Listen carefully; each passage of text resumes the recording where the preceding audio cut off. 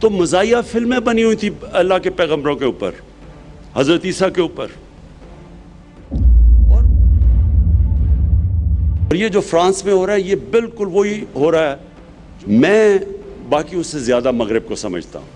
یہ جو فرانس میں یہ جو ابھی ہو رہا ہے، دیکھیں میں جب بھی میں وزیر اعظم بنا تو میں نے او آئی سی کی میٹنگ اٹینڈ کی. او آئی سی کی میٹنگ میں بھی میں نے سب وہاں ہیڈز آف اسٹیٹ تھے، میں نے ان سب کو یہ بات کہی کہ یہ جو اسلاموفوبیا ہے، یہ اسلاموفوبیا جو مغرب میں بڑھ رہا ہے، یہ جب تک مسلمانوں کے ہیڈز آف اسٹیٹس مل کے اس کے اوپر پوزیشن نہیں لیں گے یہ بڑھتا جائے گا. اور اس کا سب سے بڑا نقصان جو ہمارے مسلمان رہ رہے ہیں مغرب میں یا ان ملکوں میں جدھر وہ اقلیتیں ہیں، مائنورٹیز ہیں، اگر ہم اس کو ایڈریس نہیں کریں گے اسلاموفوبیا کو تو یہ بیماری بڑھتی جائے گی. اور یہ جو فرانس میں ہو رہا ہے یہ بالکل وہی ہو رہا ہے جو کہ ہم سب کو نظر آ رہا تھا کہ یہ ہونا ہے. اور وہ یہ کیوں ہو رہا ہے؟ میں باقیوں سے زیادہ مغرب کو سمجھتا ہوں. کرکٹ کی وجہ سے میں نے بڑی زندگی باہر گزاری ہے، میں ان کی ذہنیت سمجھتا ہوں. دیکھیں مغرب کے لوگوں کو نہیں سمجھ جو ہمارا رشتہ ہے نبی صلی اللہ علیہ وسلم سے، ان کو سمجھ آ بھی نہیں سکتی.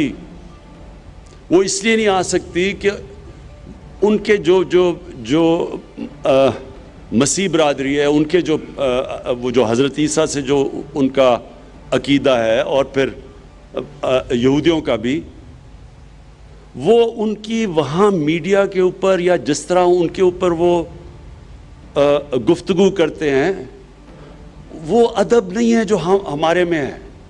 ہم حضرت عیسیٰ، حضرت موسیٰ، ہم سارے اللہ کے پیغمبروں، ہم ان سے بڑی ادب سے ان کا نام لیتے ہیں. وہاں یہ نہیں ہے چیز. میں جب 18 سال کا گیا وہاں پہلی دفعہ تو مزاحیہ فلمیں بنی ہوئی تھی اللہ کے پیغمبروں کے اوپر، حضرت عیسیٰ کے اوپر، اور وہ اس کو برا نہیں سمجھتے تھے. تو میں حیران ہوتا تھا دیکھ کے. فلمیں انہوں نے بنائی ہوئی ہیں جو کہ بے حرمتی کرتی ہیں حضرت عیسیٰ کی، لیکن وہاں اس طرح ریاکشن نہیں آتا. تو میں نے تب ہی سمجھ لیا کہ ان کو اندازہ ہی نہیں ہے جس طرح ہم مسلمان رہتے ہیں اور جو ہمارے عقیدہ ہے. اس لیے ہوا کیا، پہلا ایک سلمان رشدی نے آج سے 30 سال پہلے کتاب لکھی، مسلمان دنیا میں بالکل ٹھیک جائز شور میں چاہ. سلمان رشدی کو پتا تھا کہ مسلمانوں کو تکلیف ہوگی کیونکہ وہ تو ہندوستان میں مسلمان گھر میں پیدا ہوا تھا، لیکن مغرب کو نہیں سمجھ آ رہی تھی کہ یہ کیا ہوا مسلمان دنیا میں. کیونکہ ان کا، پھر سے میں آپ کو بتاؤں، ان کا بالکل تاثر ہی اور ہے. دین کے اوپر وہ بالکل مختلف سوچتے ہیں، اور زیادہ تر تو وہ ایتھیسٹ بن چکے ہیں. زیادہ تر یورپ کے اندر دین تو بہت کم لوگ اب فالو کرتے ہیں. تو جب وہ وہاں سے شروع ہوا تو ادھر سے انہوں نے یہ شروع کر دیا کہ جو مسلمان ہیں یہ آزادی رائے کے خلاف ہیں، تنگ نظر ہیں. پوری کیمپین چل گئی، ان کو ہماری سمجھ نہیں ہے، یہ ہمارے ویلیوز کو نہیں سمجھتے، یہ ہماری ڈیموکریسی کو، آزادی کو نہیں سمجھتے. یہ پوری کیمپین چل گئی اور کیمپین چلائی گئی. وہ لوگ، ایک چھوٹا سا طبقہ وہاں ہے جو اسلام کے خلاف ہے، جو اسلام کو بری نظر میں دکھانا چاہتا ہے، جو پروپیگنڈا کرتا ہے اسلام کے خلاف. انہوں نے فائدہ اٹھایا اس سے. اور ہمارے مسلمان دنیا میں جو ہونا چاہیے تھا کہ ہمیں تب سارے لیڈرز کو جمع ہو کے یو این کے اندر اور یورپین یونین میں بتانا ان کو چاہیے تھا کہ یہ ہمیں آپ تکلیف دیتے ہیں جب آپ کوئی بھی ایسی چیز کریں جو ہمیں نقصان، جو بے حرمتی کرے ہمارے نبی صلی اللہ علیہ وسلم کی. ہمیں بتانا چاہیے تھا. یہی میں نے او آئی سی میں کہا، یہی میں نے یونائٹڈ نیشنز میں کہا کہ جب تک ہم جو مسلمان لیڈرز ہیں ہم ان کو نہیں بتائیں گے، وہ جو چھوٹا سا طبقہ ہے وہ ہمیشہ استعمال کرے گا. یہ جو انہوں نے کارٹون، یہ جو چارلی ہیبڈو کے کارٹونز تھے، یہ اس کے پیچھے کوئی چھوٹا سا طبقہ، اس کو پتا تھا کہ مسلمانوں کا ریئیکشن آئے گا. اور اس سے پھر مسلمانوں کے خلاف پوری کیمپین چلتی ہے. ہمیں پتہ بھی ہے کہ کون سے یہ چھوٹے سے تھوڑے سے لوگ ہیں, یہ خطرناک لوگ ہیں جو مسلمانوں کو ان کو برا دکھانا چاہتے ہیں. اب یہودی, تھوڑے سے یہودی ہیں دنیا میں, ان کو جو سیکنڈ ورلڈ وار میں جو ہولوکاسٹ ہوئی, ان کے جو جرمنز نے ان کی قتل عام کی.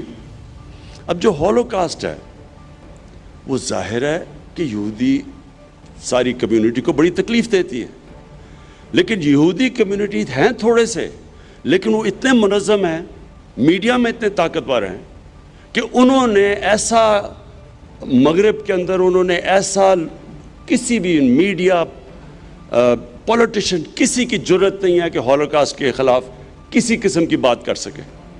بلکہ 4 ایسے یورپین شہر ہیں وہاں وہ جیلوں میں ڈال دیتے ہیں کہ اگر آپ صرف یہی کہیں کہ اگر وہ کہتے ہیں 60 لاکھ مرے تھے ہولوکاسٹ میں, اگر آپ کہیں نہیں جی 60 لاکھ نہیں 20 لاکھ, جیل میں ڈال دیتے ہیں وہاں. آسٹریا 4 ملک ایسے. تو میں یہ سمجھتا ہوں کہ اگر کسی بھی ہیومن کمیونٹی کو تکلیف ہوتی ہے کسی چیز سے تو ہمیں وہ نہیں کرنا چاہیے. یہی تو رحمت العالمین کہتے تھے, یہ ہمارے نبی صلی اللہ علیہ وسلم, بلکہ قرآن کے اندر ہے کہ دوسروں کی عبادت گاہوں کی حفاظت کرو, اور جو ان کے لیے ایسی شخصیت جو ان کے لیے سیکرڈ ہیں ان کو کوئی خلاف ان کے بات نہ کرو. یہ تو ہمارے نبی صلی اللہ علیہ وسلم کہتے تھے. تو وہ ہمیں بھی یہ کرنا چاہیے کہ کوئی بھی کسی کمیونٹی کو چیز تکلیف دیتی ہے اس پہ بات نہیں کرنی چاہیے. تو یہودیوں نے ایسی ان کے اندر یونٹی اور انہوں نے ایسی کیمپین چلائی کہ کہیں بھی آج آپ مغرب کے اندر بات ہی نہیں کر سکتے کسی قسم کی, مثلا آپ کو سوچ بھی نہیں سکتا کہ کوئی مزاحیہ چیز کر دے ہولوکاسٹ کے خلاف. تو ہم 1.25 ارب انسان ہیں دنیا میں, ہم یہ کیوں نہیں کر سکے؟ اور مجھے افسوس سے کہنا پڑتا ہے کہ اس کا ایک بہت بڑا فیلئر ہماری مسلمانوں کی لیڈرشپ پہ.